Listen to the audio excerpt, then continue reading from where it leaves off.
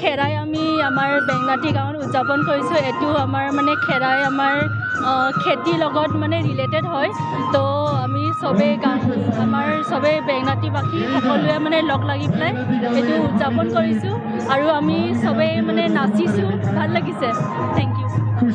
সৌভাগ্য আমাৰ যি পুৰণিকলীয়া 149 বছৰীয়া যি মানে আমাৰ খেৰাই পৰ্ব আজি আমি পালন কৰিছোঁ। ইয়াতে আপোনালোকক প্ৰথমে আপোনালোকৰ চেনেলটোলৈ আমি ধন্যবাদ জনাইছোঁ যে আমাৰো যি বড়োসকলে প্ৰত্যেক বছৰ পালন কৰি অহা খেৰাই উৎসৱ আপোনালোকে প্ৰচাৰ কৰি আহিছে। এইবাৰ আমি সমিতিৰ ফালৰ পৰা সহস্ৰ কোটি আপোনালোকলৈ ধন্যবাদ জ্ঞাপন কৰিছোঁ। বিৰাট উলহ মালহৰ মাজেৰে আজি সন্ধিয়া প্ৰায় 10টা বজালৈকে আমাৰ যি কাৰ্যসূচী আছে সেয়া চলিব। আমি খুবেই গৌৰৱ অনুভৱ কৰিছোঁ। আজি সকলো বেঙেনাহাটী গাঁওখনৰ লগতে আমাৰ জয়চাৰে অলপ আগতে কৈ গৈছে বিভিন্ন গাঁৱৰ পৰা যেনেকৈ আমি আমন্ত্ৰণ জনাইছিলোঁ তেনেকৈ আলহী আহি তেওঁলোকে আমাক আজি উৎসাহ উদ্দীপনা যোগোৱাৰ বাবে আমি ধন্যবাদ জ্ঞাপন কৰিছোঁ।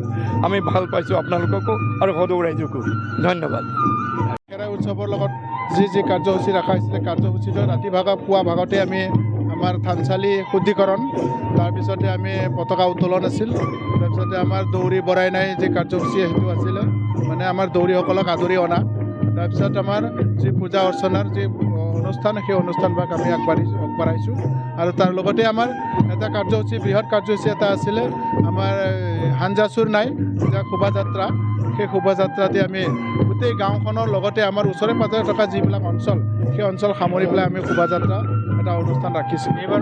এইবাৰ আমি এখন বেঙেনাহাটী মাত্ৰ বুলিয়েই নহয়, আমি সেই বেঙেনাহাটীৰ লগতে আমি সংগতি ৰাখি আমাৰ ওচৰে পাঁজৰে থকা প্ৰায় 15খন গাঁৱক আমি সামৰি লৈ ইয়াত আমি এই অনুষ্ঠানভাগ আমি অনুষ্ঠিত কৰিছোঁ।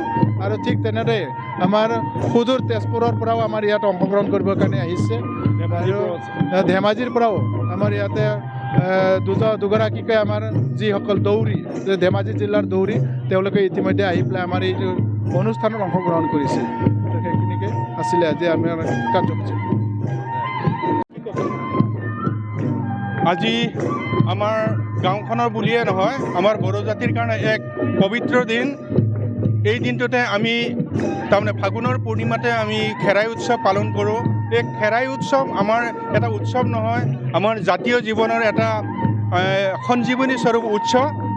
এই খেৰাইৰ জৰিয়তে আমাৰ জাতীয় কলা কৃষ্টি আহাৰ বিহাৰ কৰ্ম গোটেই কামখিনি আমি এই খেৰাইৰ উদ্যোগতে আমি আৰম্ভ কৰোঁ আৰু ইয়াৰ পৰা আমি শক্তি পোৱা যেন পাওঁ। ইয়াত আমাৰ প্ৰতিজন ব্যক্তিয়েই ইয়াত নাচ গানৰ মাজেৰে নিজৰ কলাকৃষ্টিক ৰক্ষাৰ লগতে নিজৰ শাৰীৰিক যি পৰিশ্ৰম বা এই সামৰ্থ্যখিনি আমি সংগ্ৰহ কৰিবলৈ চেষ্টা কৰোঁ।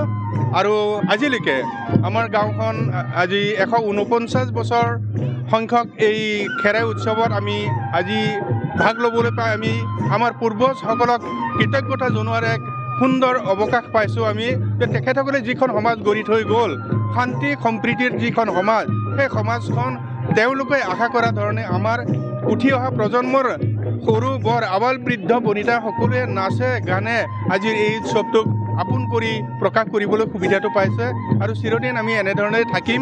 আৰু আমাৰ ইয়াত জাতি ধৰ্ম নিৰ্বিশেষে সকলোকে সন্মানৰ স্থান দিয়া হয়। বিশেষভাৱে উল্লেখযোগ্য যে আমাৰ কলিয়াবৰত বেঙেনাহাটীত যি বাথৌ খেৰাই উৎসৱ পালন কৰা হয় তাত আমাৰ পশ্চিমীয়া মদাই তাৰমানে পশ্চিমীয়া দেৱতা বুলি আমাৰ মুছলমানসকলকো ইয়াত তেখেতসকলে দেৱতাকো ইয়াত এটা আসন দি পেলাই আমি সন্মান জনাওঁ। অৰ্থাৎ আমি যিখন দেশত বাস কৰিছোঁ সেই দেশৰ প্ৰতিটো জাতি জনগোষ্ঠীৰ দেৱ দেৱগণ সকলো ইষ্ট দেৱতা সকলোকে এই খেৰাইৰ জৰিয়তে আমি সন্মান জনাবলৈ প্ৰয়াস কৰি আহিছোঁ আৰু বোধহয় তাৰ আশীৰ্বাদ হিচাপেই আমি সকলোৰে লগতে শান্তি সম্প্ৰীতিৰে থাকিব পাৰিছোঁ। ই আমাৰ বাবে এক আশীৰ্বাদ আৰু বৃহত্তৰ অসমীয়া জাতিৰ কাৰণেও ই এক আশীৰ্বাদ এনাজৰী স্বৰূপ বুলি মই ভাবিছোঁ।